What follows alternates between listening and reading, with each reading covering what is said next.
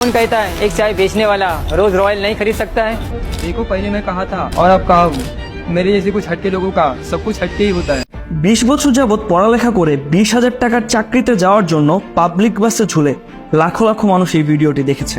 এই সকল মানুষের মাথায় ভিডিওটি দেখার পর কি প্রথম প্রশ্ন আসবে না, পড়ালেখা কি আসলেই ওভাররেটেড অথবা স্ক্যাম? টিকটকে নেচে কিনে ফেলছে কোটি টাকার ফ্ল্যাট, ট্রিপ দিচ্ছে দুবাইয়ে। বাংলাদেশে কন্ট্রোভার্সি তো তখন শুরু যখন কিনা বাংলাদেশের একজন স্বনামধন্য ফুড ব্লগার তার বাবা মাকে অডি গাড়ি গিফট করে। এই যে এডুকেশন সিস্টেম, এই এডুকেশন সিস্টেমের প্রধান উদ্দেশ্য আসলে কি? কেনই বা এই এডুকেশন সিস্টেমের পিরিয়ড এত লং টাইম? কেন 5 থেকে 10 বছরের মধ্যে পড়াশোনা শেষ করা যায় না? এই যে 20 বছর সময় নিয়ে আপনি পড়ালেখা করছেন, তা করতে আপনার ঠিক কত টাকা খরচ হচ্ছে? বা এই এডুকেশন সিস্টেম আসলে আসলো কোথা থেকে? আমার এই ভিডিওর আগে যদি আপনার মনে এই প্রশ্নগুলো না আসে থাকে, তাহলে কংগ্রাচুলেশন।